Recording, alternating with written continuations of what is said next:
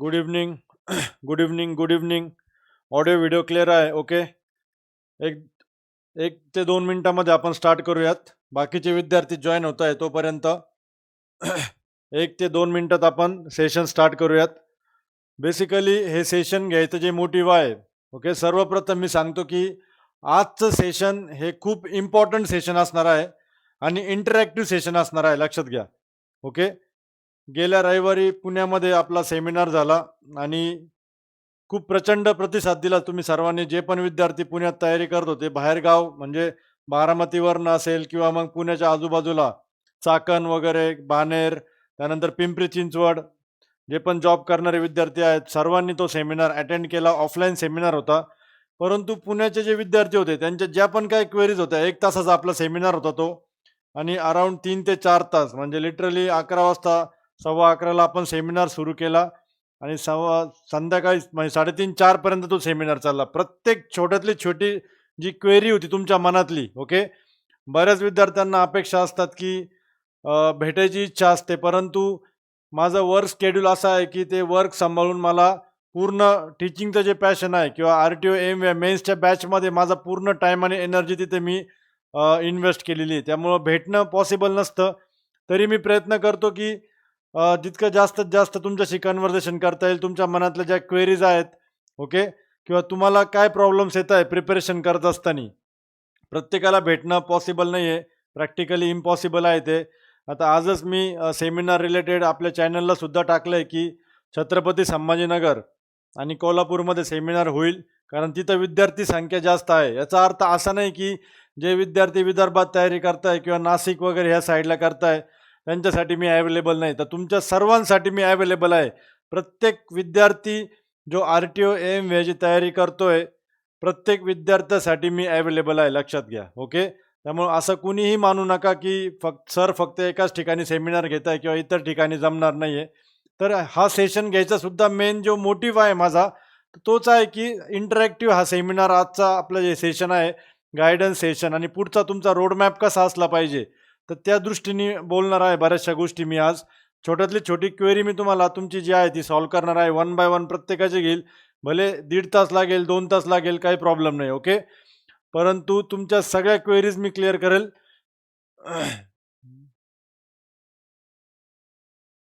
जमेल, जमेल. ओके. तुमच्या सगळ्या क्वेरीज मी शेवटी घेईल. इनिशियली काही गोष्टी मला तुम्हाला सांगायच्या आहेत, ओके. काही गोष्टी मला तुमच्याशी शेअर करायच्या आहेत. RTO एम-व्हीचा जो आता जे आपलं ऑफलाईन एक्झाम होणार आहे, डेट कधी आहे सर्वांना माहीत आहे. एक्झाम पॅटर्न असेल, सिलेबस असेल, ह्या सगळ्या गोष्टी मी इथे अजिबात डिस्कस करणार नाही आहे. कारण तुम्ही एक्झामची तयारी करताय, तर तुम्हाला या सर्व गोष्टी माहीत असल्या पाहिजे, ओके. तर लक्षात घ्या विद्यार्थी मित्रांनो, सर्वांनी की आपली जी एक्झाम आहे प्रिलिम्सची जी एक्झाम आहे ती आपली होणार आहे 25 ऑक्टोबरला. म्हणजे 1 महिना आपली एक्झाम पुढे गेली आहे. परंतु मेन्सची डेट आपली अजूनही आलेली नाही आहे, लक्षात घ्या. जी मेन्सची डेट त्यांनी दिलेली आहे 27 डिसेंबरला जी एक्झाम होणार आहे, 27 डिसेंबरला जी एक्झाम होणार आहे ती संयुक्त मुख्य परीक्षा आहे, म्हणजे कंबाईंड मेन्स आहे. तुमच्या ग्रुप सीच्या बाकीच्या ज्या पोस्ट आहेत, 4 पोस्ट, त्याच्यासाठी होणार आहे. तर मेन्सची डेट अजूनही आपल्याकडे आलेली नाही आहे आणि आपण ॲज्युमही करू शकत नाही. आपण म्हणजे गृहीत धरू नाही शकत की मे बी 27चा पुढचा जो वीक आहे, 27 डिसेंबरचा पुढचा जो वीक आहे, 4-5 जानेवारी किंवा 10-12 जानेवारीच्या आसपास, तेव्हा आपली मेन्स होऊ शकते. 12 जानेवारीची जरी मी डेट कन्सिडर केली, तरी पण साधारणपणे तुम्हाला 2.5 महिने भेटत आहे प्रिपरेशनसाठी, मेन्ससाठी. केव्हा? तुमच्या प्रिलिम्स नंतर. तर इनिशियली सर्वप्रथम मला हेच सांगायचं आहे तुम्हाला की तो जो टाईम फ्रेम तुम्हाला भेटणार आहे विद्यार्थी मित्रांनो, प्रिलिम्स झाल्यानंतर 2 ते 2.5 महिने जो काही टाईम तुम्हाला भेटणार आहे, 2 महिने जरी भेटले तुम्हाला, तरी तो टाईम सफिशियंट नसणार आहे, लक्षात घ्या प्रिपरेशनसाठी. तुम्हाला भरपूर महारथी भेटतील मार्केटमध्ये, इतर ठिकाणी, इन्स्टिट्यूट्सला, सगळीकडे बॅचेस भरवण्यासाठी तुम्हाला दिशाभूल करतील, तुम्हाला सांगतील. तुम्हाला सिलेबस चांगला माहीत आहे. आपला 2-3 वर्षाचा सिलेबस आहे इंजिनिअरिंगचा, ओके. जो सिलेबस आपण प्रत्येक सेमिस्टरला फक्त आपल्याला 5 सब्जेक्ट असायचे. ते करता करता तुम्हाला नाकेनऊ यायची की ते कसं तरी आपण कंप्लीट करायचो ते सब्जेक्ट्स. एक गोष्ट लक्षात घ्या सर्वांनी, 2 ते 2.5 महिन्यांमध्ये तुम्हाला किती सब्जेक्ट्स कंप्लीट करायचे? 15 टॉपिक्स आहे. लक्षात घ्या. जवळपास 14 ते 15 सब्जेक्ट्स आहेत ते, लक्षात घ्या. मेकॅनिकलचेच 10 ते 11 सब्जेक्ट आणि ऑटोमोबाईलला 2 पार्टमध्ये डिव्हाईड केलं, पार्ट 1 आणि पार्ट 2 मध्ये. तरी ते तुमचे 13 ते 14 सब्जेक्ट होत आहे. 2 ते 2.5 महिन्यामध्ये कसे कव्हर करणार आहात तुम्ही मला सांगा. ठीक आहे, पहिलं रीडिंग तुम्ही करून पण घ्याल. फर्स्ट रीडिंग तुमचं होऊन जाईल प्रॉपरली. रिव्हिजन कधी करणार आहात? MCQची प्रॅक्टिस कधी करणार आहात? आणि मॉक पेपर्स, फुल सिलेबस मॉक पेपर्स तुम्ही कधी सोडवणार आहात? हे विचार करणं फार गरजेचं आहे, लक्षात घ्या. त्यामुळं RTO एम-वेचे हे जे सेशन मी घेतोय याचं मेन मोटिव्ह काय आहे? कारण RTO एम-वेची जाहिरात जी आहे, ॲडव्हर्टाइजमेंट, ही प्रत्येक वर्षी येत नाही, लक्षात घ्या. ओके. ट्रायल आणि एरर करण्यासाठी आपल्याकडे काही स्कोप नाही आहे, की ठीक आहे यावर्षी मी असं प्रिपरेशन करून बघतो आणि पुढच्या वर्षी परत मग RTOची जाहिरात येणार आहे 500 जागांची आणि मग मी तेव्हा परत माझ्या ज्या गोष्टी चुकल्या त्या मी परत सुधारेल. ज्या विद्यार्थ्यांचं सिलेक्शन राहून गेलं 2020 मध्ये, त्यांची चूक सुधारण्यासाठी त्यांना 6 वर्षानंतर आज संधी भेटली, लक्षात घ्या. आणि आज जे चुका करणार आहात, जे नवीन विद्यार्थी जे 2020ला नव्हते, तुमच्याकडनं जर चुका झाल्या यावेळेस, तुमच्या प्लॅनिंगमध्ये, तुमच्या स्ट्रॅटेजीमध्ये, तुमचा रोडमॅप जर चुकला, तर तुमचं गाईडन्स तुम्ही कुणाकडनं मार्गदर्शन घेताय, ह्या जर गोष्टी चुकल्या, तर पुढची संधी 2030, 31, 32ला आहे, लक्षात घ्या. आणि 2020चा तर मग विषयच राहत नाही. ते एज बार होऊन जातात. म्हणजे एजच्या बाहेर निघून जातात, लक्षात घ्या. त्यामुळं जे आहे ते आत्ता आहे आणि जे काही सांगतोय ती पूर्व दिशा आहे, लक्षात घ्या. काय आहे ती? पूर्व दिशा. स्वतः तुम्हाला माहिती आहे माझं क्वालिफिकेशन काय आहे, कुठल्या एक्झाम्स मी क्रॅक केल्या आहे. मी लिटरली YouTubeवर कधी-कधी बघत असतो. इतर ठिकाणी कुठल्या काय-काय मेन्सच्या बॅचेस रन करताय, काय शिकवताय, त्यांनाही समजत नाहीये. चुका करताय, शिकवत असताना कंटिन्युअसली फोन्स येताय. लिटरली हे गाईडन्स नाहीये. हे फक्त मार्केटिंग आणि प्युअर कमर्शियलायझेशन आहे, लक्षात घ्या. ओके. इथं मी कुठल्याही बॅचबद्दल तुमच्याशी बोलणार नाहीये. कुठल्याही मार्केटिंग करणार नाही. कशाचंही काहीच नाही. इथं फक्त तुमच्या क्वेरीज आणि तुम्हाला काही गोष्टी ज्या मला सांगायच्या आहेत, त्या कन्वे करायच्या आहे. कारण मला माहिती आहे, की ही अपॉर्च्युनिटी रोज-रोज येत नाही. RTO एम-वेची जी पोस्ट आहे किंवा ह्या ज्या व्हॅकन्सीज आहेत, ह्या प्रत्येक वर्षी नसतात. हे तुम्ही वर्षानुवर्ष वाट बघितली, ती व्हॅकन्सीज आल्या आहेत आणि त्याच्यासाठी मग right preparation, right direction, right strategy, प्रत्येक गोष्ट ही राईटच पाहिजे, लक्षात घ्या. 10 गोष्टी ज्या करताय, 10 पैकी 10 गोष्टी तुमच्या बरोबर झाल्याच पाहिजे. इथं तुम्हाला एरर करण्यासाठी, चूक करण्यासाठी थोडं सुद्धा मार्जिन नाही, लक्षात घ्या. कारण थोडं जरी ते मार्जिन तुम्ही चुकलात, तर ती सीट तुमची दुसरी कुठलीतरी व्यक्ती घेऊन जाणार आहे, लक्षात घ्या. मग 1 मार्कानी, 2 मार्कांनी सिलेक्शन राहणं, अर्ध्या मार्कांनी सिलेक्शन राहणं, ह्या गोष्टी बट ऑब्व्हियस आहे, लक्षात घ्या. त्यामुळं चुका का करायच्या, जर तुम्हाला व्यवस्थित मार्गदर्शन करणारा कोणीतरी व्यक्ती आहे आणि कोणीतरी तुम्हाला प्रॉपर डायरेक्शन देणार आहे, तर लक्षात घ्या. जे गोष्ट मी तुम्हाला सांगितली, की प्रिलिम्स नंतर जर तुम्हाला 2 ते 2.5 महिने भेटले, तर तो टाईम तुम्हाला प्रिपरेशनसाठी सफिशियंट नसणार आहे. त्यामुळं आत्तापासून काही करता येईल का आपल्याला? आत्तापासून आपला जो टाईम टेबल आहे, त्याच्यामध्ये कुठेतरी छोटासा स्लॉट आपल्याला फिट करता येईल का? जिथे थोडंसं मेन्सची तयारी करता येईल, त्या सिलेबससोबत थोडं फॅमिलियर होता येईल, त्या सिलेबससोबत ओळख करून घेता येईल, की कुठले सब्जेक्ट्स आहे आपल्याला माहीत आहे. तर ह्या गोष्टी थोड्या मी सांगणार आहे, तुम्हाला डिस्कस करणार आहे. जर लकीली MPSCला किंवा MPSCचे जे सदस्य आहेत, त्यांना थोडी पण जर काही आयडिया असेल RTO मेन्सच्या सिलेबस बाबतीत, तर तुम्हाला 3.5 महिने तरी त्यांनी प्रिपरेशनसाठी आयडियली दिले पाहिजे. आणि तसं बघितलं तर तुमचा पेपर हा फेब्रुवारीच्या 1st किंवा 2nd वीकमध्ये झाला पाहिजे, लक्षात घ्या. तेव्हा कुठं प्रॉपर तुमचं प्रिपरेशन व्यवस्थितपणे होईल, लक्षात घ्या.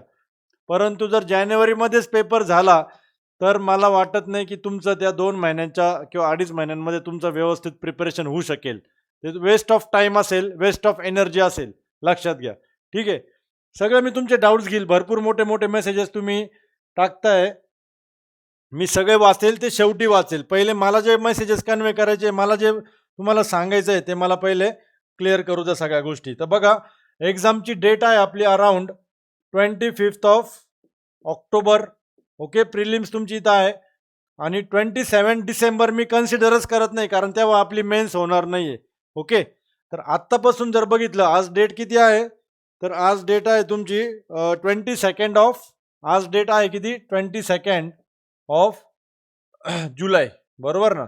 म्हणजे अराउंड 90 डेज आहेत आता तुमच्याकडे इथून पुढे 3 महिने एक्झॅक्ट ऑलमोस्ट मी धरतोय की 90 डेज राहिलेत तुमच्याकडे. ओके. आणि पुढे तुम्हाला मी धरून चाललोय की 2 + 15 डेज 2 मंथ्स + 15 डेज म्हणजे अराउंड 80 डेज मी पकडतोय पुढे. किती? 80 डेज. ठीक आहे. या 80 डेजमध्ये तर फुल फ्लो म्हणजे 16/7/80 इतका वेळ तुम्हाला तेव्हा काही पण करून अभ्यास करावा लागणार आहे. लक्षात घ्या. काही पण करून अभ्यास करावा लागणार आहे. किती? डेली 16 तास, 7 दिवस, 16 तास आणि किती डेज आहे आपल्याकडे? 80 दिवस. लक्षात घ्या. तेव्हा करावंच लागणार आहे तुम्हाला. लक्षात घ्या. परंतु तो सुद्धा टाईम मे बी तुम्हाला अभ्यास कंप्लीट करण्यासाठी सफिशियंट असेल, परंतु रिव्हिजनसाठी वेळ भेटणार नाही. आणि टेक्निकलचा सिलेबस असा आहे मित्रांनो, टेक्निकलचा सिलेबस असा आहे की तुम्हाला तिथं रिव्हिजन लागतेच कंपल्सरी. भले मी तुम्हाला भरपूर कन्सेप्च्युअली शिकवेल, इतकी तुम्हाला भारी भारी तुम्ही आपले डेमोज तर बघितले सर्वांनी. आपल्या संकल्प यशस्वी बॅचचे पण विद्यार्थी आता लाईव्हला जॉईन आहेत, सगळे विद्यार्थी जॉईन आहेत. कन्सेप्ट तुमच्या सगळ्या क्लिअर होतील त्याच्याबद्दल no doubt. A to Z बारीकली बारीक गोष्ट मी तुम्हाला सांगेल जी एक्झामसाठी गरजेची आहे. त्या कन्सेप्ट तुमच्या लक्षात पण राहतील, त्या एक्झाममध्ये आठवतील. फॉर्म्युलेजचं काय कराल तुम्ही? What about formulas? What about numericals? जे छोटे मोठे न्यूमरिकल्स विचारतात, जास्त नसतात, जास्त नसतात. एक पॉझिटिव्ह गोष्ट काय तुमच्यासाठी तुम्हाला माहिती आहे का मेन्समध्ये? की 150 पैकी जे क्वेश्चन्स असतात त्यातले अराउंड 144 क्वेश्चन्स हे थेरीच असतात. लक्षात घ्या. हे थेरी क्वेश्चन्स असतात आणि फक्त अराउंड 6 to 7 तुम्हाला न्यूमरिकल्स विचारले जातात. आणि ते न्यूमरिकल्स पण कसे असतात? ते फक्त फॉर्म्युला सबस्टिट्यूशन म्हणजे फॉर्म्युलाजमध्ये व्हॅल्यू टाकायच्या व्यवस्थितपणे आणि फायनल आन्सरला यायचं. तर न्यूमरिकल तो एक पॉझिटिव्ह गोष्ट आहे की तुमचा पूर्ण पेपर हा थेऑरेटिकल असतो. त्यामुळे कन्सेप्च्युअल बेसिस कोर्स पेपर असतो, स्ट्रेट फॉरवर्ड पेपर असतो. पण ह्या टाईममध्ये तुमचं फर्स्ट रीडिंग होऊन जाईल 2 ते 2.5 महिन्यांमध्ये. पण रिव्हिजनला वेळ भेटणार नाही तुम्हाला, मॉक पेपर सॉल्व्ह करण्यासाठी वेळ भेटणार नाही. लक्षात घ्या. मग आत्ता हे जे 90 डेज आहे ह्याच्यामध्ये जर ॲटलिस्ट तुम्हाला डेली 2 to 3 आवर्स जरी काढता आले, 2 आवर्स मी म्हणल, ज्या विद्यार्थ्यांचा प्रिलिमचा काहीच अभ्यास झालेला नाही, पूर्ण नील आहेत, पूर्ण ब्लँक आहेत, पूर्ण झिरो आहेत, प्रिलिमचा आत्ताशी कुठं सुरुवात केलेली आहे, त्यांनी आत्तापासून एक तुम्हाला मी सांगितलं की रिस्क आपण कमी करतोय. आपलं सिलेक्शन जर बघा, नेहमी आपण कुठली गोष्ट ऑप्टिमाइज करण्याचा प्रयत्न करतो. ऑप्टिमाइज म्हणजे जे काही रिसोर्सेस आपल्याकडे अवेलेबल आहेत. आपल्याकडे कुठले रिसोर्सेस अवेलेबल आहेत? आपल्याकडे टाईम आहे, आपल्याकडे एनर्जी आहे. ती टाईम आणि एनर्जी जर तुम्ही स्मार्ट वेने व्यवस्थितपणे इफेक्टिव्हली जर यूज केली तर तुम्हाला जे रिझल्ट आहे तो तुम्हाला ऑप्टिमाइज करता येईल. म्हणजे तुमचा रिझल्ट तुम्ही तुमच्या साईडने आणू शकतात. पॉझिटिव्हली तुम्ही सिलेक्शन किंवा पोस्ट मिळू शकता. पण ते पॉसिबल केव्हा आहे? जेव्हा तुम्हाला रिस्क बॅलन्स करता आली पाहिजे. तर 2 आवर्स तुम्ही आत्तापासून जर 16 तास तुम्ही डेली अभ्यास करता, 16 तास तर तुम्हाला करावं लागेल इथून पुढे. लक्षात घ्या. काही पर्याय नाही आहे. मग 16 तासातले किंवा 15 तास जरी म्हटलं तरी 13 तास तुम्ही प्रीच्या अभ्यासासाठी देऊ शकता, 13 आवर्स. आणि राहिलेले जे 2 आवर्स आहे तर हे 2 आवर्स तुम्ही कशासाठी देऊ शकता? ॲटलिस्ट मेन्सचं जर तुम्ही थोडं थोडं चालू केलं तर पुढच्या 90 डेजमध्ये किंवा 90 पैकी पूर्ण 90 नाही म्हणत आहे मी, परंतु 70 डेज जरी केलं तुम्ही तरी 140 आवर्सचा तुमचा अभ्यास कंप्लीट होतो. लक्षात घ्या. आणि 140 आवर्समध्ये तुम्ही जर प्रायोरिटीवर जे इम्पॉर्टंट सब्जेक्ट्स आहेत, ज्याचं सगळ्यात हायेस्ट वेटेज असणार आहे RTO एम मेन्समध्ये, त्याच्यामध्ये पहिला सब्जेक्ट सॉम, दुसरा सब्जेक्ट टॉम, तिसरा सब्जेक्ट फ्लुइड मेकॅनिक्स आणि हायड्रॉलिक मशीन्स कंबाईन आणि चौथा थर्मल. तर मी 3च म्हणेल, सॉम, टॉम, FM आणि HM. ओके. थर्मलमध्ये भरपूर सब्जेक्ट्स येतात तुमचे. बेसिक थर्मोडायनॅमिक्स येतं, रॅक येतं, पॉवर प्लांट येतं. ओके. पण हे 3 सब्जेक्ट जरी तुम्हाला ॲटलिस्ट प्रीच्या आधी कंप्लीट करता आले, प्रीच्या आधी जर हे 3 सब्जेक्ट तुम्ही कंप्लीट केले तर मी धरून चाललो आहे प्रिव्हियस पॅटर्ननुसार सॉमचे 15 होते तर 10, टॉमचे 10 आणि FM HMचे प्रिव्हियस पॅटर्न म्हणजे 2020 नुसार अराउंड 25 ते 30 क्वेश्चन्स होते तर इथं 20. म्हणजे तुमचं किती झालं? 20 + 10 + 10 40 क्वेश्चन्स म्हणजे 80 मार्क्सचा सिलेबस तुमचा जागेवर कव्हर होतोय प्रीच्या आधी. आणि हे फार अवघड नाही आहे, हे फार अवघड नाही. लक्षात घ्या. जर तुम्ही 80 to 100 मार्क्सचा सिलेबस तुम्ही कव्हर करताय बिफोर युअर प्रिलिम्स, मग प्रिलिम्स नंतर भेटणारा जो वेळ आहे तो मग तुम्ही इफेक्टिव्हली यूज करू शकता. हे का बोलतोय मी? याचं गांभीर्य समजा, याची सेन्सिटिव्हिटी समजा, याचं महत्त्व समजा. कारण की प्री जरी निघाली तुम्ही तरी मेन्स निघण्यानंतर थोडंसं अवघड असणार आहे. जर तुम्हाला फक्त 2 ते 2.5 महिन्यांचा वेळ भेटला तर. मी माझी इच्छा आहे, पर्सनली माझी इच्छा आहे, की तुम्हाला ॲटलीस्ट 3.5 ते 4 महिने प्रिपरेशनसाठी भेटले पाहिजे. मला असं वाटतं. मग भेटलं तर मग हे तर बोनस राहील. म्हणजे cherry on the top of the cake राहील हे लक्षात घ्या. हे जे तुम्ही कव्हर केलंय प्रीच्या आधी, हे तुम्हाला बोनस राहील डायरेक्टली आणि पुढे पण मग 3.5 महिने. परंतु आत्ताच्या ह्या सिच्युएशनला आपण अझ्युम नाही करू शकत ना, की 3.5-4 महिनेच आपल्याला भेटणार आहे. आपण तर धरून चाललोय, की 27 डिसेंबरच्या इमिडिएटली नेक्स्ट वीकमध्ये किंवा 2 वीक नंतर म्हणजे जानेवारीच्या 2nd वीकमध्ये आपली काय होईल? मेन्स होईल. ओके. तर तो टाईम सफिशियंट नसणार आहे. तर त्या दृष्टीने तुम्हाला आत्तापासून पुढचा रोड मॅप काय असला पाहिजे त्यासाठी हे सेशन आहे. तर हेच मला तुम्हाला कन्वे करायचं होतं. तुम्ही एवढ्या दिवसांची, एवढ्या वर्षानुवर्ष वाट बघितली आर-टी-ओ एम-व्हीआयच्या जाहिरातीची. ती जाहिरात आली, इतक्या मोठ्या संख्येने जाहिरात आली, तर पोस्ट तुमची जायला नको लक्षात घ्या. त्यामुळं हे आजचं सेशन होतं. तर अशा पद्धतीने तुम्ही प्रिपरेशन करू शकता. आता संकल्प आणि यशस्वी बॅचमध्ये जे विद्यार्थी आहेत आपले, ओके. पुण्यामध्ये जे आले होते, ज्यांनी सेमिनार अटेंड केला, त्यांना पण मी सांगितलं, तुम्हालाही मी सांगतोय. बघा, व्हिडिओ कुठलाही बघताना तुम्ही आत्तापासून तिथं ऑप्शन आहे खाली, त्या व्हिडिओचा स्पीड तुम्ही चेंज करू शकता. 1x, 1.25x, 1.5x आणि 2x. तर अशी जेव्हा काही सिच्युएशन येते ना आपल्यावर, तर लक्षात घ्या, तुम्ही 1.5x नी व्हिडिओ बघू शकता आरामात आणि तुमच्या ते ब्रेनला आणि कानांना पण सवय होऊन जाईल. म्हणजे जर तुम्ही एखाद्या सब्जेक्टला 20 आवर्स देणार आहे, ओके, किंवा 30 आवर्स म्हणा, ज्या सब्जेक्टला तुम्ही 1x ने व्हिडिओ म्हणजे नॉर्मल स्पीडने जेव्हा आपण व्हिडिओ रन करतोय, समजा 30 आवर्स लागणार आहे, ओके. तर 1.5x नी जर ते व्हिडिओज बघितले तर 30 आवर्सचे तुम्हाला फक्त किती लागणार आहे? किती लागणार तुम्हाला? 20 आवर्स लागणार आहे लक्षात घ्या फक्त. म्हणजे 10 आवर्स तुम्ही तिथं वाचवताय.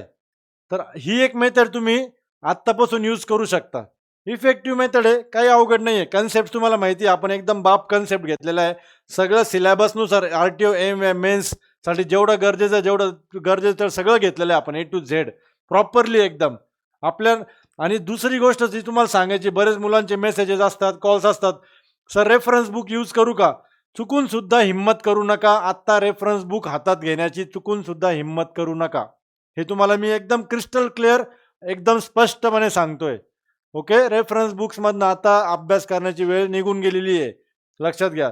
आता लेक्चर्स व्यवस्थितपणे बघायचे, ज्या नोट्स आहेत आपल्या त्या प्रॉपरली फॉलो करायच्या.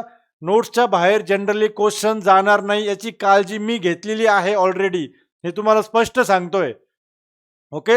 उगाचच मी हवेत काहीतरी बोलत नाही. जे पण काय एक्सपिरियन्स आहे, जेवढं पण काय शिकलोय आत्तापर्यंत, जेवढ्या कॉम्पिटिटिव्ह एक्झाम्स दिलेल्या आहेत, जेवढा क्रॅक केलेला आहे, त्याच्यावरनं मी सांगतो नोट्सच्या बाहेर क्वेश्चन जाणार नाही, चुकून सुद्धा जाणार नाही. ट्रस्ट ठेवा फक्त. ट्रस्ट फॅक्टर फार इम्पॉर्टंट आहे.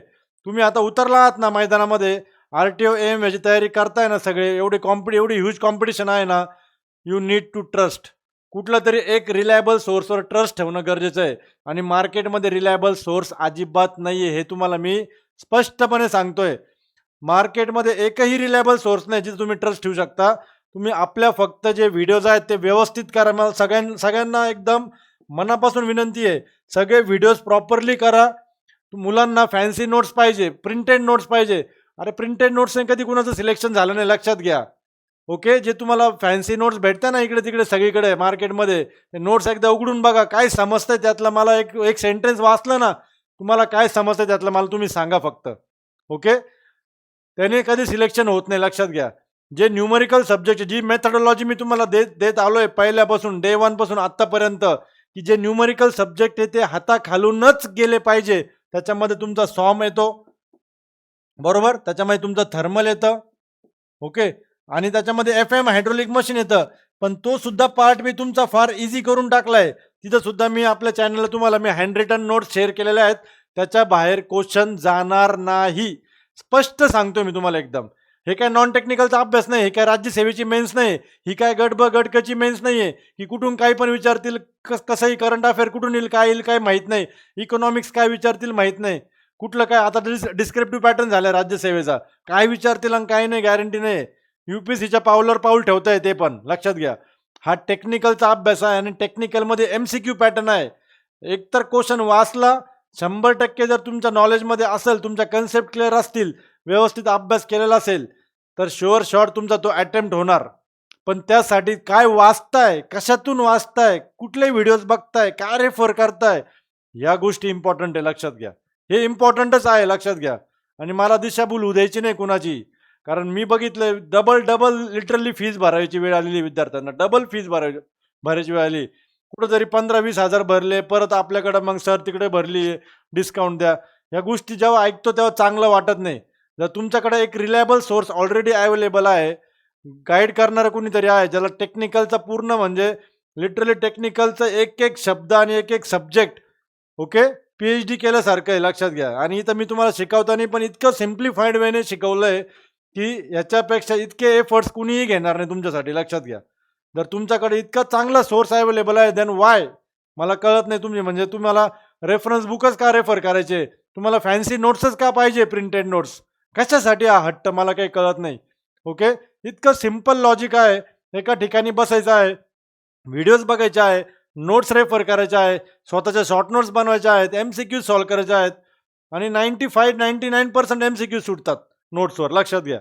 ओके तर मग कशासाठी मला सांगा. त्यामुळं आता ट्रायल एरर करण्यासाठी तुमच्याकडे थोडाही स्कोप उरलेला नाहीये. There is no scope for trial and error लक्षात घ्या. आत्ता चुकलात तर डायरेक्टली 2030 किंवा 32ला मग भेटूयात परत. तेव्हा मी पण घेईल की नाही मला माहीत नाही बॅच. ओके कारण ह्या बॅचमध्ये मी माझी संकल्प बॅच जी आहे किंवा यशस्वी बॅच आहे 100% नाही मी 2000% माझे एफर्ट्स देतोय.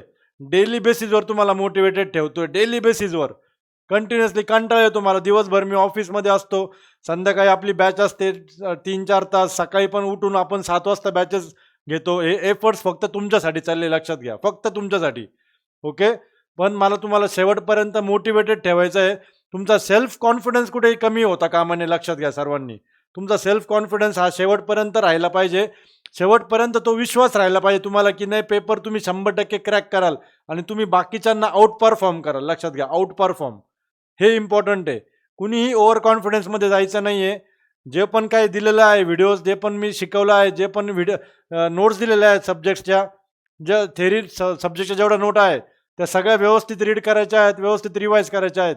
काहीच अवघड नाही आहे. त्यामुळे ह्या गोष्टी आत्तापासून फॉलो करा. रोड मॅप तुम्हाला आता मी सांगितलं आहे. काय करायचं आहे आणि काय एक्झॅक्टली करायचं नाही आहे. सगळ्या गोष्टी तुम्हाला क्रिस्टल क्लिअर आहेत लक्षात घ्या. ठीक आहे. त्यामुळं हे फॉलो करत चला आणि ही थोडी मेथड तुम्ही एकदा विचार करा. ठीक आहे. जर नसेल जमत तर 1.25x सुद्धा सफिशियंट आहे. म्हणजे जसं मी बोलतोय आता तसंच फील होईल तुम्हाला, पण टाईम वाचेल तुमचा लक्षात घ्या. जेव्हा मग तुमचे जे 2-2.5 महिने आहेत नंतर तुम्हाला 70 डेज जर भेटले प्री नंतर, तर या 70ला इंटू 1.5 करा. किती होतात बघा 105. म्हणजे 70 डेजला सुद्धा तुम्ही कन्वर्ट करू शकता 105 दिवसांमध्ये. जर थोडासा व्हिडिओचा स्पीड तुम्ही वाढवला तर. अशा वेळेस पर्याय उरत नाही आपल्याकडे लक्षात घ्या. अशा वेळेस करावंच लागतं. काही ना काही डोकं आपल्याला वापरावं लागतं. टेक्नॉलॉजीचा वापर करावा लागतो लक्षात घ्या. ठीक आहे. तर फॉलो करा आत्तापासनं. ज्यांचा प्रीचा अभ्यास मागे पडलाय त्यांनी थोडंसं जास्त म्हणणार नाही मी. परत नंतर असं नको व्हायला की सर तुम्ही बोलले होते की मेन्सचं करा आणि प्रीच निघाली नाही. ओके तर तसं होता कामा नये. तर प्री निघणं इज इक्वली इम्पॉर्टंट. प्रीचा अभ्यास कॉम्प्रोमाइज होता कामा नये. प्रीला जो वेळ देताय तो कॉम्प्रोमाइज होता कामा नये. Okay but at the same time pre जरी निघाली तर मेन्सचं पण आपलं सिलेक्शन कॉम्प्रोमाइज नाही झालं पाहिजे. त्यासाठी हे एफर्ट्स आहेत लक्षात घ्या. ठीक आहे. आता वन बाय वन सगळ्यांनी डाऊट्स विचारायचे. सगळ्यांचे डाऊट्स मी क्लॅरिफाय करेल.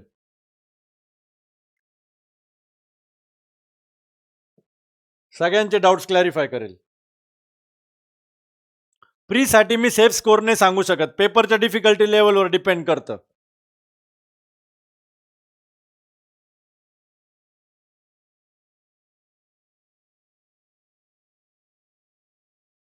ऑटोमोबाईल पूर्ण कव्हर होईल आपलं. आपली बॅच जी आहे संकल्प आणि यशस्वी पूर्णपणे आपली बॅच सप्टेंबरच्या सेकंड वीकमध्येच कव्हर झालेली राहील, म्हणजे प्रीच्या 1.5 महिना आधीच आपली बॅच कंप्लीट होते.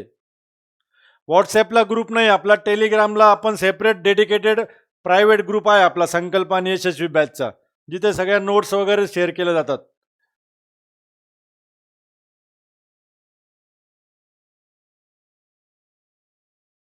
सब्जेक्ट वाईज वेटेजवर मी ऑलरेडी यूट्यूबला एक व्हिडिओ अपलोड केलेला आहे, तो सर्वांनी बघून घ्या. 70-30 तुम्ही धरून चला. 70% तुमचा मेकॅनिकल विचारला जाईल आणि 30% तुमचं ऑटोमोबाईल विचारलं जाईल. 60-40 सुद्धा ते होऊ शकतं. ओके, लक्षात घ्या. कारण मेकॅनिकलचे सब्जेक्ट्स वास्ट आहेत. सर कालच बॅच घेतली आहे, स्टार्टिंगला कोणते सब्जेक्ट सुरू करू? पासून सुरू कर. जे मेजर वेटेजचे सब्जेक्ट्स आहे ते पहिले संपवा, म्हणजे डोक्याचं टेन्शन मिटून जाईल तुमचं. सॉम घ्या पहिले, टॉम घ्या, त्याच्यानंतर इमिजिएटली टॉम घ्या. टॉम वास्ट आहे. सॉम कंप्लीट करा, टॉम कंप्लीट करा, त्यानंतर फ्लुइड मेकॅनिक्स आणि हायड्रॉलिक मशीन्स कंप्लीट करून टाका. आणि तिन्ही आपले बॅच झालेले, बॅचमध्ये सब्जेक्ट झालेले. टॉमचा एक छोटासा टॉपिक राहिला आहे फक्त, गिअर ट्रेन आणि व्हेलॉसिटी, ते होऊन जाईल उद्या. बुक्स फक्त पुण्यामध्ये आप्पा बळवंत चौकात भेटतील किंवा आपल्या ॲप्लिकेशनवरनं तुम्ही ऑर्डर करू शकाल. एक सर्व्हिसमनला काही टेन्शन नाही आहे. तुमचा कट ऑफ ऑलरेडी कमी लागतो. वरवर तयारी केली, व्यवस्थित पेपरला जाऊन बसलात तरी सिलेक्शन झालंय विद्यार्थ्यांचं. प्रोडक्शन इंजिनिअरिंग नेक्स्ट वीकमध्ये सुरू होतंय. पुढच्या 10 दिवसांमध्ये पूर्ण मेकॅनिकल आपलं एंड होतंय. ऑटोमोबाईलच्या नोट्स तुम्हाला सप्टेंबरच्या फर्स्ट वीकमध्ये भेटतील. फर्स्ट किंवा सेकंड वीकमध्ये पूर्ण ऑटोमोबाईलच्या नोट्स भेटून जातील. संभाजीनगरला बुक्स अवेलेबल नाही, पण छत्रपती संभाजीनगरला आपला जो सेमिनार होणार आहे, लवकरच डेट डिक्लेअर करेल, तेव्हा तिथे स्टॉल असेल, बुक्सचा स्टॉल असेल. ओके, तिथं कोऑर्डिनेटर्स असतील आपले मिशन IASचे, त्यांच्याकडनं तुम्ही बुक्स घेऊ शकता. फ्लुइड मेकॅनिक्सचे न्यू व्हिडिओज करा, न्यू बॅचमधले करा. MESचे जे लेक्चर्स आहे ते न्यूमरिकल स्किप करा.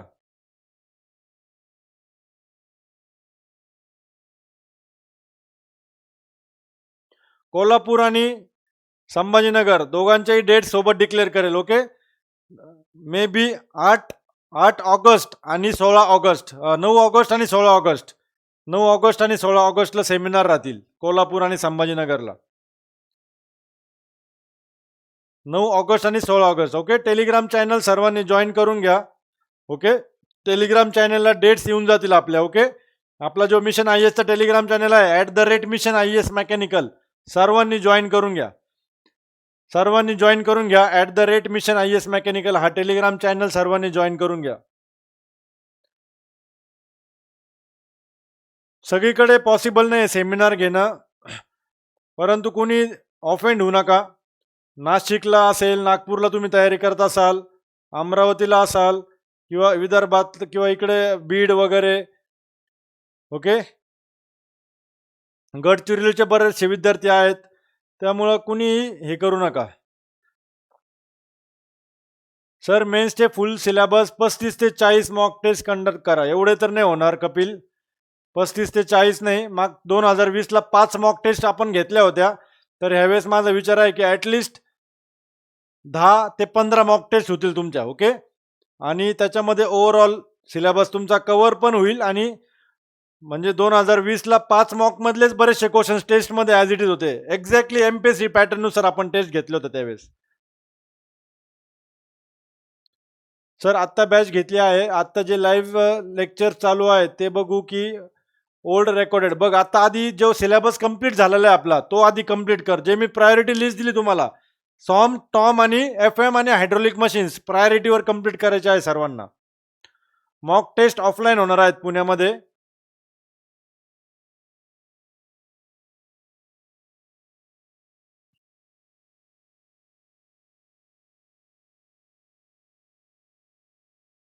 मॉक टेस्ट तुम्हाला ऑफलाईन पुण्यात असतील, लक्षात घ्या. छत्रपती संभाजीनगरला मॉक टेस्ट अरेंज करा मेन्ससाठी. बघूयात, ट्राय करूयात आपण, कारण खूप जास्त चांगला क्राऊड आहे छत्रपती संभाजीनगरला. तयारी करणारे भरपूर विद्यार्थी आहेत. ओके, आणि इवन कोल्हापूरला पण आहेत. तर आपण ट्राय करूयात सगळीकडे मॉक ठेवण्याचा. इवन नाशिकला पण, नागपूरला पण आपण ट्राय करूयात.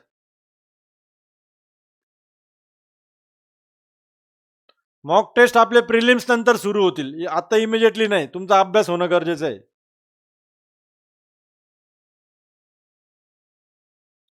आतापर्यंत आलेल्या आयोगाच्या PYQवर बॅच करा. बॅच करायची गरज नाही योगेश. कारण तू जर व्हिडिओज बघितले असतील आपले, तर प्रत्येक टॉपिक किंवा प्रत्येक सब्जेक्टचा एक टॉपिक झाल्यानंतर लगेच त्याच्या रिलेटेड मी MCQs घेऊन टाकले PYQsचे विथ एक्सप्लेनेशन. त्यासाठी सेपरेट बॅचची गरज नाहीये. आपलं इतर इन्स्टिट्यूट सारखं नाहीये बिझनेस करण्यासाठी उगाचच काहीतरी फालतूच्या बॅचेस बनवायच्या आणि मुलांना विकायच्या. आता सध्या सिलेबस कंप्लीशनवर तुमचा भर असला पाहिजे. MCQ सॉल्विंगला आता प्री नंतर ठेवा थोडंसं. सिलेबस कंप्लीशन इम्पॉर्टंट आहे सध्या तरी. नोट्स रायटिंग करायचं आहे का? नोट्स रायटिंग फक्त 2 सब्जेक्टसाठी करायचं आहे, ज्याच्यामध्ये सगळ्यात जास्त फॉर्म्युलेज आहेत. ओके, सॉम आणि तुमचा थर्मल. बाकी सगळे तुम्हाला नोट्स भेटणार आहे, प्रिंटेड नोट्स. आणि जे त्या नोट्स अशा असणार आहे की त्या नोट्समधनं मी स्वतः शिकवतो. त्या माझ्या नोट्स आहेत. माझ्या हँड रिटन नोट्स मी प्रिंटेडमध्ये कन्वर्ट केलेल्या आहेत, तर त्या भेटणार आहेत तुम्हाला. मॅन्युफॅक्चरिंगचा जास्त काही वास सिलेबस नाही. जेवढा ऑटोमोबाईल इंजिनचा सिलेबस आहे तेवढा तुमचं मॅन्युफॅक्चरिंग आहे. लक्षात घ्या, खूप इझी आहे आणि सगळं थिअरी आहे, त्याच्यामुळं काही अडचण नाही आहे. मॅन्युफॅक्चरिंग सारखा सब्जेक्ट सुद्धा तुम्हाला एवढा इंटरेस्ट येणार आहे शिकताना माझ्याकडनं, की कुठलीही कन्सेप्ट विसरणार नाही तुम्ही कधीच.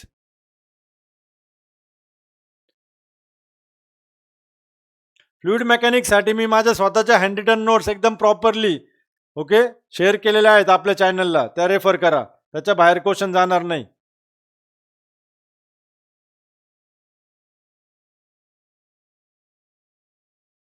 ठीक आहे, अटेम्प्ट वाढवूयात.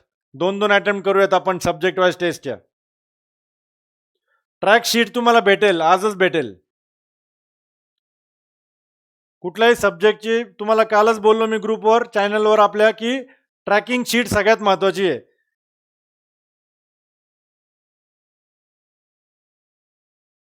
ठीक आहे, पेपर आपल्या टेलिग्राम चॅनलला आहे योगेश. सगळे पेपर जे आहेत 1998 पासून तर 2020 पर्यंत सगळे पेपर्स आपल्या टेलिग्राम चॅनलला @मिशन IAS मेकॅनिकलला मी इवन प्रिलिम्सचे पण आणि मेन्सचे पण पेपर्स मी अपलोड केलेले आहेत.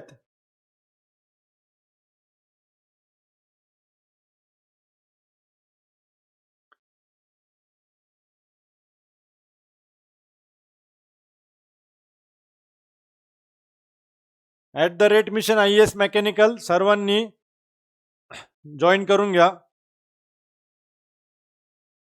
टेस्ट सिरीज ॲड होतील, भरपूर टेस्ट ॲड होतील. तुम्हाला MCQ प्रॅक्टिससाठी भरपूर सोर्स भेटणार आहे. त्याबद्दल सर्वांनी निश्चिंत राहा. आधी सिलेबस कंप्लिशनवर भर द्या सर्वांनी.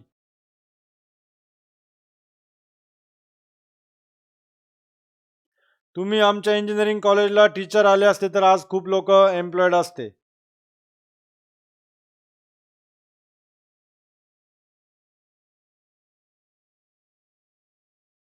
बघा, एक म्हण आहे, it is better late than never. Okay, भले एखादी गोष्ट लेट झाली तरी चालेल, परंतु ती न होण्यापेक्षा लेट झालेली चांगली ना. लक्षात घ्या. बरेच विद्यार्थ्यांचे मला मेसेज येतात, सर माहीत नव्हतं मिशन IAS बद्दल, तुमच्याबद्दल माहीत नव्हतं. ओके, इतर ठिकाणी जे मार्केटिंग भरपूर करतात, म्हणजे वेळ लागल्यासारखं ज्यांनी मार्केटिंग केलं एकदम, तिथे जाऊन फसले मुलं. आणि फसून मग नंतर त्यांना मिशन IAS बद्दल समजलं. कारण आपल्याकडे येणारे सगळे विद्यार्थी जे आहेत हे प्युअर माउथ पब्लिसिटीवर आहेत. ओके, सगळे फीडबॅक्स घेऊनच येतात आपल्याकडे. जे 2020चे आपले पासआउट झालेले विद्यार्थी, जे सिलेक्ट झालेले विद्यार्थी आहे, त्यांनी रिव्ह्यूज दिले चांगले, त्याच्यामुळे तुम्ही आलात. ठीक आहे, अजूनही वेळ गेलेली नाही आहे, लक्षात घ्या. त्यामुळे पश्चाताप करू नका. अजूनही तुम्ही जर स्टडी चालू केला आत्तापासून तरी चान्स आहे.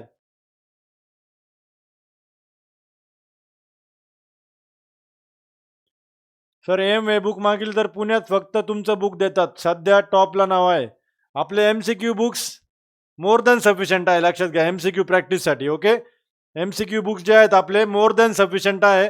तुम्ही एक काम करू शकता, बुक्समधनं सुद्धा आत्तापासून ज्यांना काहीच करायचं नाही आहे, ज्यांचा प्रीचा अभ्यासच झालेला नाही काही, ॲटलिस्ट बुक्स तर रेफर करून सिलेबस सोबत फॅमिलियर व्हा. मध्ये मध्ये वेळ भेटला 15-20 मिनिट गो थ्रू करा. एक MCQ बघत चला. आठवतंय का इंजिनिअरिंगला काय अभ्यास केला होता किंवा कधी जेव्हा टेक्निकलचा अभ्यास केला होता, थोडंफार काही आठवतंय का? UPSC गेटचे 1 लायनर क्वेश्चन पेपर प्रोव्हाइड करा काही दिवसांनी. ठीक आहे, मिळेल. मिळेल, काय अडचण नाही.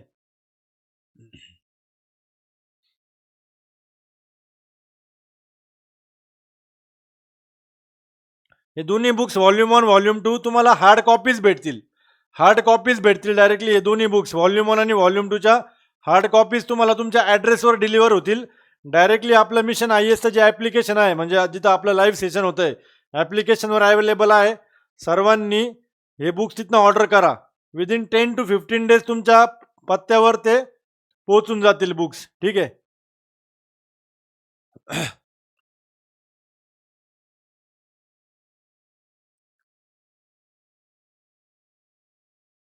सर, जे सब्जेक्ट कव्हर झाले त्याचा रिव्हिजन प्लॅन कसा करायचा प्लीज त्यासाठी गाईड करा. सेशन घेईल मी एक. बॅचचे जे विद्यार्थी आहेत त्यांच्यासाठी तुमच्यासाठी सेपरेट एक सेशन घेईल मी, ज्याच्यामध्ये रिव्हिजन कशी करायची. ओके. किती गॅप, म्हणजे गॅप जास्त पडायला नको, लक्षात घ्या. एक सब्जेक्ट केलाय तुम्ही, त्याच्यानंतर दुसरा सब्जेक्ट केलाय. तिसरा सब्जेक्ट करण्यापूर्वी पहिला सब्जेक्ट तो जो आहे, जो पहिला केला होता तुम्ही, तो आपल्याला जास्त गॅप नाही पडला पाहिजे. नाहीतर सेकंड रिडिंगला सुद्धा तितकाच वेळ लागेल जितका फर्स्ट रिडिंगला लागला होता. मग काय अर्थ राहत नाही पहिला सब्जेक्ट करून. ते मी तुम्हाला स्ट्रॅटेजी सगळी शेअर करेल. ती अजून वेळ आलेली नाही. जेव्हा वेळ येईल तेव्हा तुम्हाला शेवटपर्यंत आहे मी सोबत. 100% तुम्ही प्रीवर फोकस ठेवा. बाकीचं सिलेक्शन मेन्समध्ये जेवढे कॅन्डिडेट दिसणार आहे तुम्हाला 461 मध्ये, मला 100% गॅरंटी आहे, 100% शुअर शॉट गॅरंटी की आपले विद्यार्थी सगळीकडे दिसणार आहेत. आपल्याकडे आपलेच विद्यार्थी सगळीकडे दिसणार आहे, याच्यामध्ये काहीच डाऊट नाही आहे. कारण इतर ठिकाणच्या मी नोट्स बघितलेल्या आहेत, इतर ठिकाणचे फीडबॅक्स मी घेतलेले आहेत विद्यार्थ्यांचे. ओके.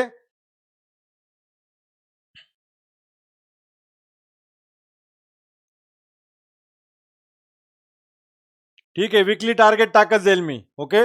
कंटिन्युअसली आपण कॉन्टॅक्टमध्ये आहोत बॅचमध्ये.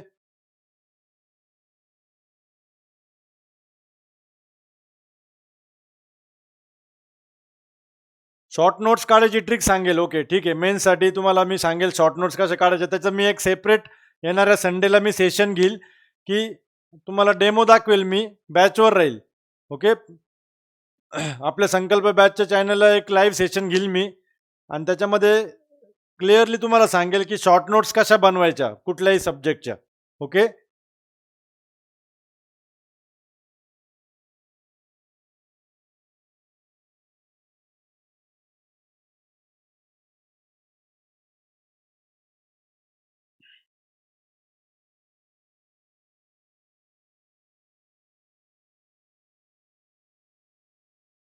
सांगितलं आहे मी प्रिलिम्स आणि मेन्सचा स्टडी सोबत कसा करायचा.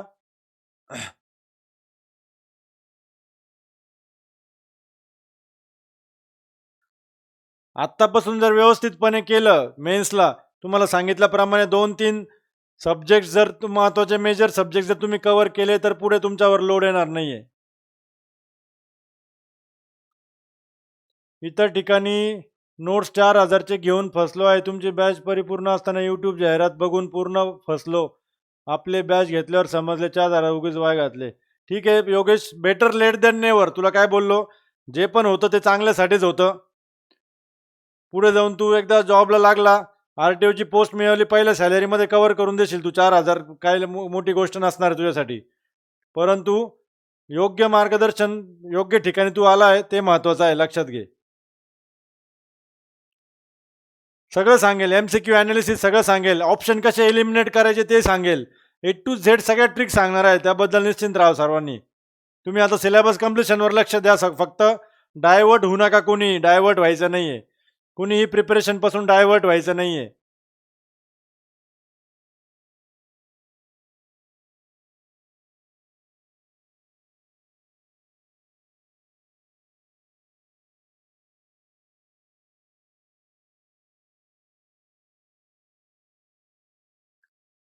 हा, 2 दिवस लागतील कमीत कमी. 2 दिवस लागतात मोटर व्हेकल ऍक्टला. ओके. 5 ते 6 क्वेश्चन्स राहतील तुमचे कंपल्सरी. मोटर व्हेकल ऍक्टवर तुमचे 5 ते 6 क्वेश्चन्स असतील कंपल्सरी एक्झाममध्ये. ओके. आणि 2 दिवस लागतील तुम्हाला पूर्ण. जर आत्तापासून तुम्हाला सेल्फ स्टडी करायचा असेल मोटर व्हेकल ऍक्टचा, तर 2 ते 3 दिवसामध्ये ऍक्ट कव्हर होऊ शकतो. हा खूप मोठा ऍक्ट नाही आहे, प्रिसाईज ऍक्ट आहे एकदम. सेक्शन्स व्यवस्थित बघायला. EV ला 2 दिवस, 2 ते 3 दिवस. तुम्हाला बोललो ना, मला टीचिंग करण्यासाठी पूर्ण ऑटोमोबाईल टीच करण्यासाठी फक्त 20 ते 25 दिवस लागणार आहेत. किती? 20 ते 25 दिवस. तुम्हाला ते व्हिडिओज बघण्यासाठी 10-15 दिवस सफिशियंट आहे. सकाळपासून तर संध्याकाळ मी तर डेली 3 तास जरी लेक्चर घेतलं 3 ते 4 तास, तर 20 डेजमध्ये पूर्ण ऑटोमोबाईल एंड होतोय तुमचा. 20 टू 25 डेजमध्ये. तर तुम्हाला सकाळ ते संध्याकाळ जर बसलात तुम्ही 10-15 दिवस, तर पूर्ण ऑटोमोबाईल तुम्ही एंड करून टाकाल. आपला मेजर जो कन्सर्न आहे तो मेकॅनिकल आहे, जो आपला कंप्लीट होत आलाय, लक्षात घ्या. ऑटोमोबाईलचं टेन्शन घ्यायचं कारण नाहीये काहीच.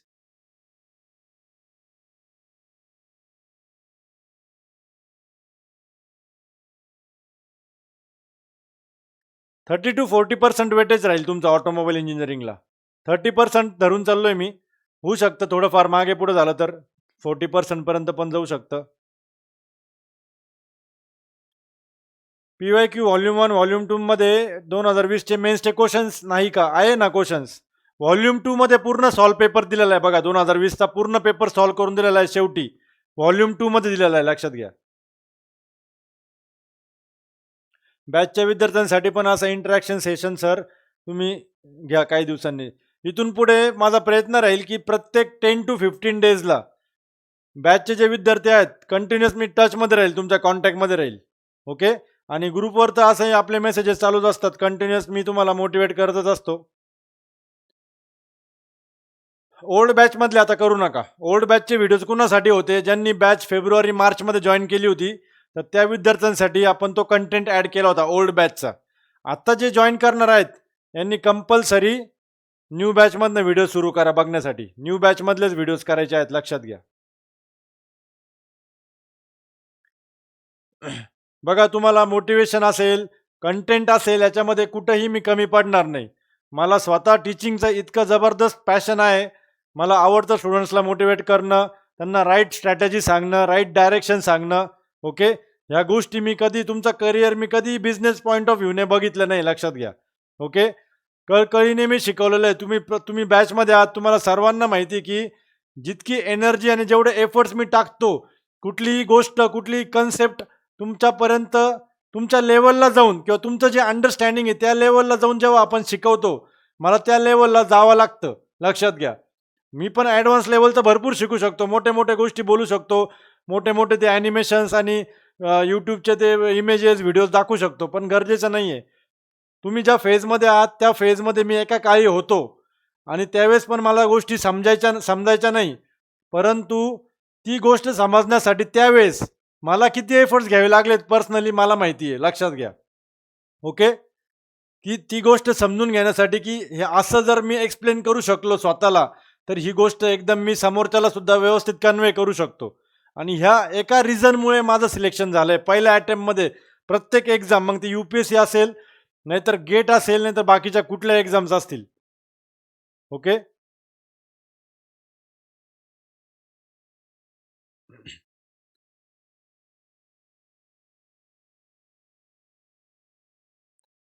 सर, माझे टॉमचे आत्तापर्यंत सर्व लेक्चर झाले आहेत. मी बघू का ओल्ड FM चे लेक्चर?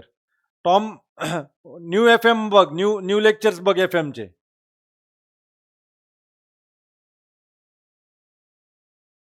करू शकतो. जर ओल्ड बॅच तू कंप्लीट केली कपिल, तुला जर वेळच वेळ आहे, इतकं छान तुझं कंप्लीट झालंय,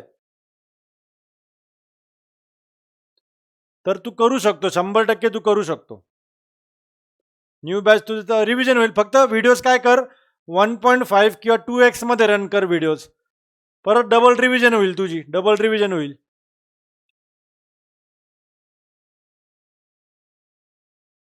मेन्ससाठी MCQ व्हॉल्यूम 1, व्हॉल्यूम 2 दोन्ही पण घ्यायचे. व्हॉल्यूम 1 मध्ये मेकॅनिकल, व्हॉल्यूम 2 मध्ये ऑटोमोबाईल कव्हर केलंय आपण पूर्णपणे.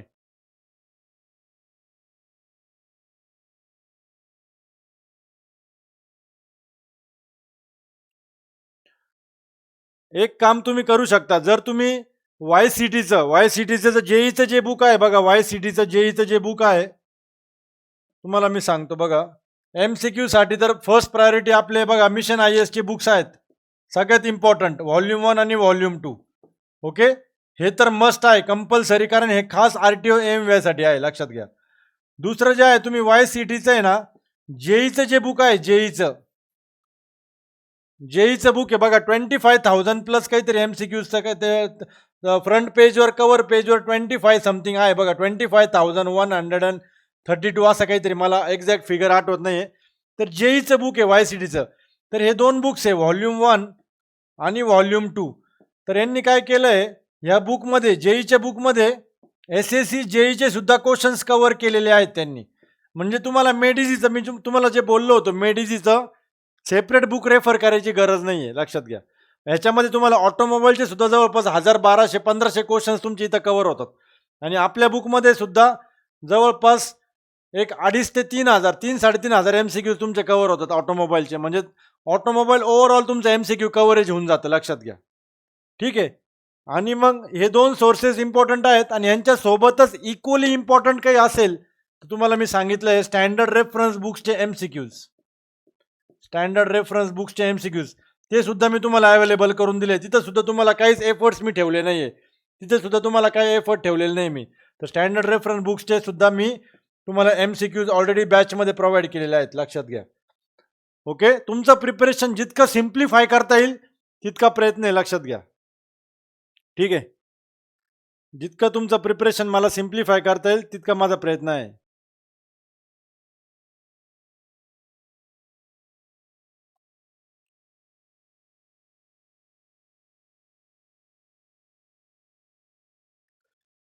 मयूर काय म्हणतोय, सर गव्हर्नमेंट क्लर्क आहे, समजत नाहीये की जॉब सोडू की नको. आता ह्या स्टेजला जॉब सोडू नको, कारण मेकॅनिकलचे खूप ऑलरेडी सर्वांना माहिती आहे चांगले दिवस नाहीये.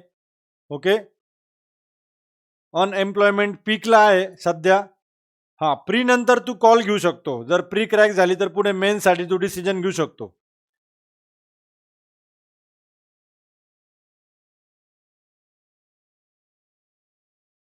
प्रीचा कट ऑफ नाही सांगू शकत आता इमिजिएटली, पेपरच्या डिफिकल्टी लेवलवर डिपेंड करेल. पण माझा जो एक्सपिरियन्स आहे, जर 2020चाच लेवलचा पेपर निघाला, डिफिकल्टी लेवल म्हणतोय मी, तर जनरलचा कट ऑफ मला वाटतं अराउंड 47 लागू शकतो. जनरलचा कट ऑफ अराउंड किती लागू शकतो? 47 मार्क्स, असा माझा अंदाज आहे, माहीत नाही.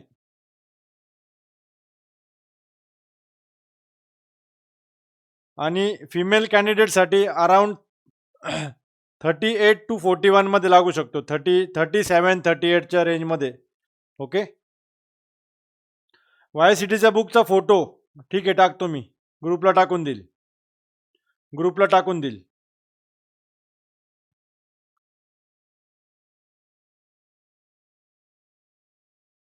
चालेल श्रीकांत.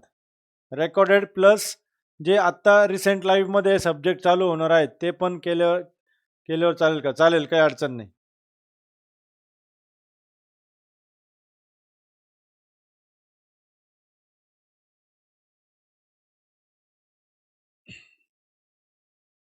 फिफ्टी प्लस आता ग्रुप सी मध्ये 3,083 वॅकन्सी ऍड झाल्या आहेत. कट ऑफ मॅक्झिमम लागेल. आपला कट ऑफ स्वतंत्र डिक्लेअर होतो. आपला कट ऑफ हा स्वतंत्र डिक्लेअर होतो, लक्षात घ्या. इंडिपेंडेंट कट ऑफ डिक्लेअर होतो. बाकीच्या ग्रुप सी सारखा लागत नाही आपला, लक्षात घ्या. बाकीच्या ग्रुप सीच्या एक्झाम सारखा कट ऑफ नसतो आपला. माझा अंदाज आहे, बघूयात काय होतं. 47 लागायला पाहिजे. वेळ आल्यावरच कळेल. मे बी होऊ शकतं 50च्या वर पण जाईल, 51-52च्या आसपास.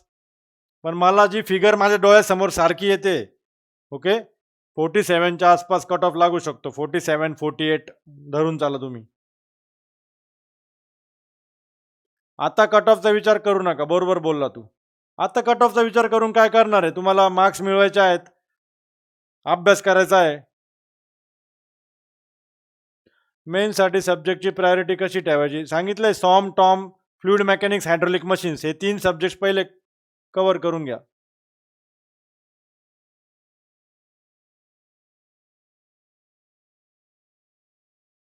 कंटेंट सेग्रिगेट केलेलं आहे already Dharmendra. Content already segregate केलेलं आहे. कंटेंटमध्ये जायचं बॅचमध्ये. मोटर व्हेकल ऍक्टची PDF ठीक आहे, ग्रुपला टाकून देईल. अमेंडमेंट झाले 2019ला, ते पण तुम्हाला 1988चा जो मोटर व्हेकल ऍक्ट आहे त्याच्यामध्ये भरपूर अमेंडमेंट झालेले आहे. तर 2019चा अमेंडमेंट महत्वाचा आहे, लक्षात घ्या.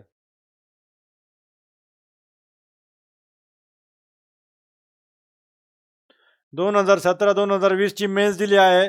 सर आता लास्ट चान्स आहे, सोडायचा नाही लास्ट चान्स. सिलेक्शन आता झालंच पाहिजे काही करून. ओके, काही करून सिलेक्शन झालं पाहिजे.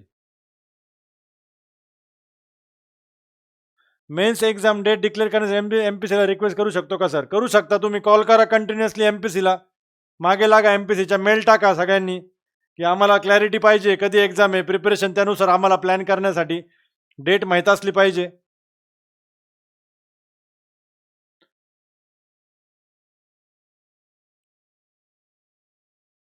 पण एक गोष्ट लक्षात घ्या, एक गोष्ट तुम्ही लक्षात घ्या, थोडं तुम्ही लॉजिकली जर विचार केला तर ग्रुप सीच्या बाकीच्या ज्या पोस्ट आहेत, क्लर्कच्या वगैरे ज्या वरच्या 4 पोस्ट आहेत, त्या विद्यार्थ्यांना त्यांची मेन्सची डेट आजच समजली आहे. म्हणजे किती महिने आधी समजली त्यांना त्यांची मेन्सची डेट?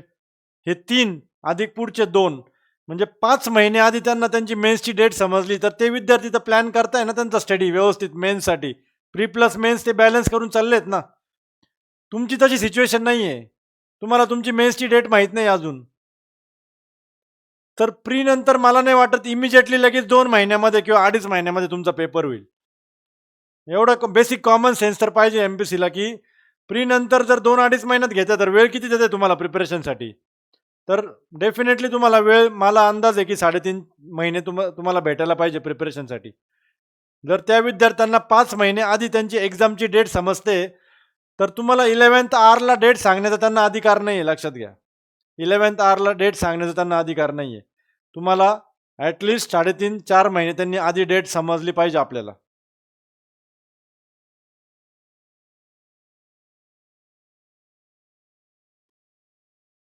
मिनिमम 3 मंथ्स दिलेच पाहिजे त्यांनी.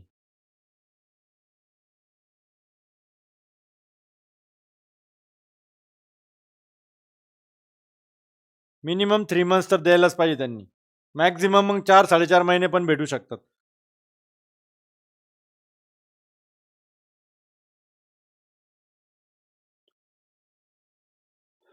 तर ठीक आहे, घेतले आता मॅक्झिमम तुमचे क्वेश्चन्स घेतले. ओके, इथं आपण हे सेशन आपण एंड करूयात.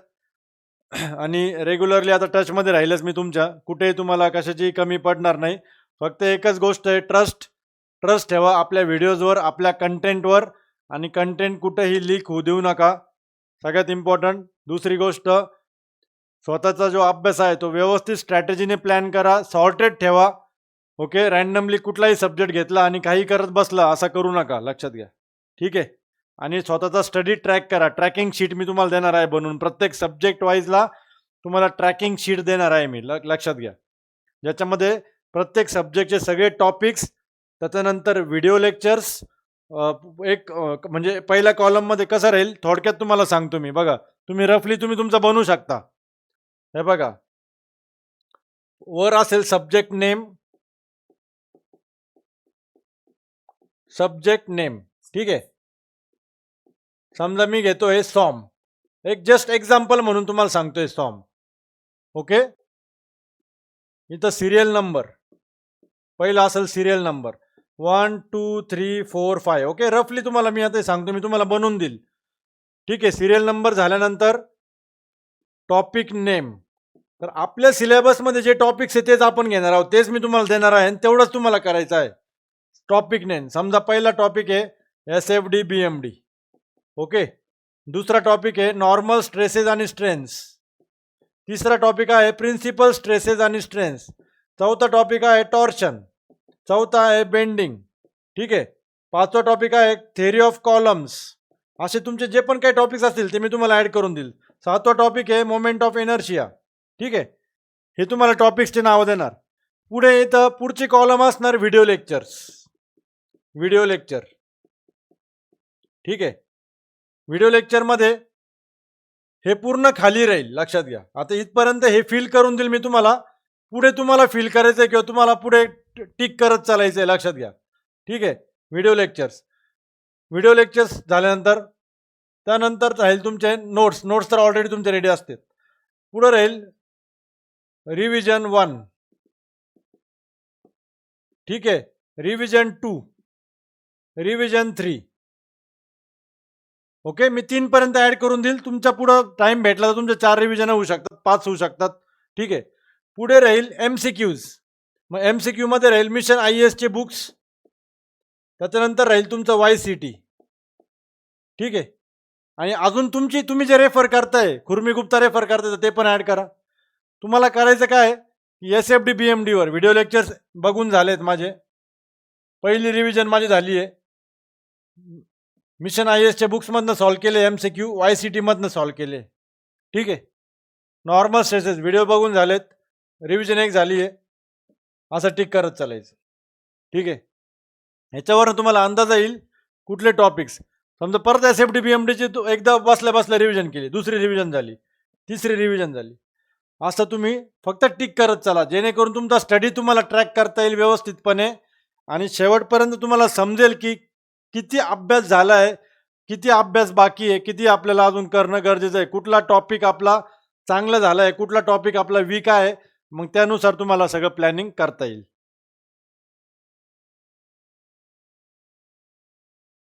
तर अशा पद्धतीने फॉलो करत चला ही ट्रॅकिंग शीट. ओके. मराठीवाले बघा, मराठीवाले लेक्चर्स बघा फ्लुइड मेकॅनिक्सचे.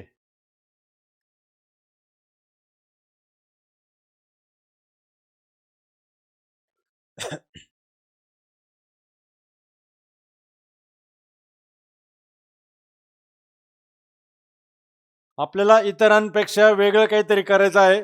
कालही बोललो मी तुम्हाला, सगळे विद्यार्थी अभ्यास करता, परंतु काहीतरी डिफरंट आणि काहीतरी युनिक, काहीतरी चांगल्या पद्धतीने स्मार्ट स्ट्रॅटेजी यूज करून आपल्याला सिलेक्शन मिळवायचं आहे.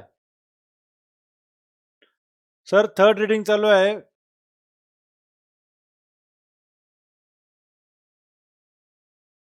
करत राहा. MCQ ची प्रॅक्टिस जास्तीत जास्त कर.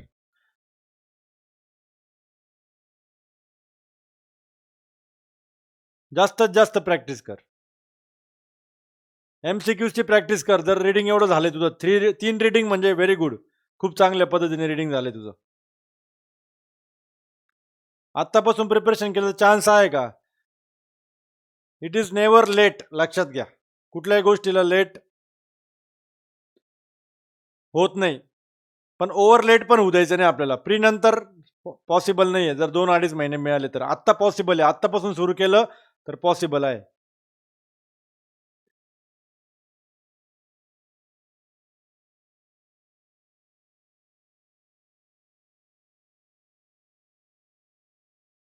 FM होणार आहे, पण FM चे व्हिडिओज आहेत, ऑलरेडी कंटेंट आहे. ज्यांना करायचं तुम्ही बघू शकता, काय डिफरंट नसणार आहे. FM मी घेणार आहे, प्री नंतर घेईल मी लाईव्ह. प्री नंतर घेईल मी लाईव्ह.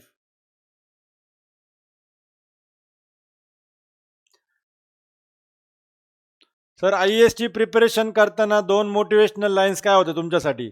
मोटिवेशन ॲज सच बघा, Bharat Ratna doctor APJ Abdul Kalam. Okay, ते माझे रोल मॉडेल होते, अजूनही आहेत, नेहमी राहतील. ओके. त्यांचं एक वाक्य मला नेहमी आठवायचं की कमी ध्येय ठेवणं हा एक गुन्हा आहे. लक्षात घ्या. Keeping a low aim is a crime. की आपलं जे एम असलं पाहिजे ते मोठं असलं पाहिजे. आणि एक लाईन होती, म्हणजे लहानपणी एक आहे ना, मॅच बॉक्स यायची. मॅच बॉक्स माहिती तुम्हाला, काडीची पेटी जी असते ती. मॅच बॉक्सवर आहे ना, प्रत्येक मॅच बॉक्सवर एक कोट लिहिलेली असायची, एक असं कोटेड लाईन्समध्ये. तर तिथं एक कोट मी वाचली होती की always try to shoot for the moon. Okay, इंग्लिशमध्ये ती कोट असायची, always try to shoot for the moon. Always try to shoot for the moon. Okay. Even if you miss, जरी तुमचा निशाणा चुकला, नेहमी आपलं शूट कुणाला करायचं आहे? मूनला. जरी तुम्ही मिस झालात, you land among the stars. लक्षात घ्या, you land among the stars. नेहमी मोठं ध्येय ठेवायचं आहे. आपले ॲस्पिरेशन्स, एम्स आपले खूप मोठे असले पाहिजे. त्या दृष्टीने मग आपण नेहमी तयारी करतो. जर तुम्ही तुमचं ध्येयच RTO एम वे ठेवलंय, लक्षात घ्या. ठीक आहे, RTO एम वे तुम्ही ध्येय ठेवून चाललायत, तर मग त्याच्या खाली तुम्ही कुठेतरी लँड होता. लक्षात घ्या, तुम्हाला तुमचं एम फक्त आर-टी-ओ एम पुरतं नाही. मला आर-टी-ओ एम झाल्यानंतर मी राज्यसेवा करणार, मी डेप्युटी कलेक्टर बनणार, मी डी-वाय-एस-पी बनणार. ओके, मी आय-ए-एस बनणार, मी आय-पी-एस बनणार. तुमचं एम मोठं ठेवा खूप जास्त. ओके, आणि हे म्हणजे डोक्यावर घ्यायचं नाही आपल्याला. आर-टी-ओ एम याच्या पोस्टला आहे ना, डोक्यावर घ्यायचं नाही. लक्षात घ्या. तेव्हा कुठं तुम्ही फ्री माइंडने, रिलॅक्स माइंडने अभ्यास करू शकाल. जर तुम्ही आर-टी-ओ एम वेळेस जर सर्वस्व मानून बसले ना, की नाही हेच आहे माझं सगळं काही, हेच माझं आयुष्य आहे. मग तुम्ही पॅनिक सिच्युएशनमध्ये जाल. लक्षात घ्या, पॅनिक. तुम्ही पॅनिक होणार मग. मग तुम्ही स्वतःला खूप प्रेशरमध्ये टाकताय. ते होऊ द्यायचं नाहीये. स्वतःला अजिबात प्रेशराईज करायचं नाहीये. हां, अभ्यास जीव तोडून करायचा आहे. 15-15, 16-16 तास आपल्याला अभ्यास करायचा आहे. परंतु स्वतःला पॅनिकमध्ये टाकायचं आहे म्हणून कंटिन्युअस त्या थॉट प्रोसेसमध्ये राहायचं नाही, की नाही मला करायचंच आहे आणि मी केलं नाही तर माझं कसं होईल? पुढं लोकं काय बोलतील? मी एवढे एफर्ट्स टाकतो एवढे. Take it lightly. आपल्याला माहिती आहे, की ही पोस्ट आपल्यासाठी आहे, इम्पोर्टंट आहे. एवढ्या वर्षांनंतर जाहिरात आली आहे. पण मग सर्वात इम्पोर्टंट काय आहे, की तुम्ही स्वतःला प्रेशरमध्ये टाकू नका. परफॉर्मन्स प्रेशरमध्ये स्वतःला टाकू नका. लक्षात घ्या. ओके. परफॉर्मन्सचं प्रेशर देऊ नका स्वतःला. हे सगळ्यात इम्पॉर्टंट आहे. पॅनिक न होता अभ्यास करा. फ्री माइंडने अभ्यास करा. हे सगळ्यात इम्पॉर्टंट आहे.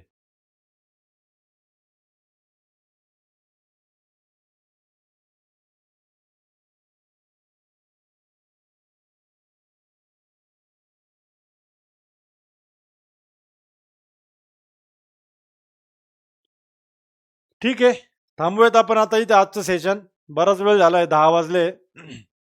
ओके. राहूयात आपण सगळे कॉन्टॅक्टमध्ये. आता अभ्यासाला लागा, जोरात अभ्यासाला लागा. सगळ्या क्वेरीज तुमच्या सॉल्व्ह केलेल्या आहेत.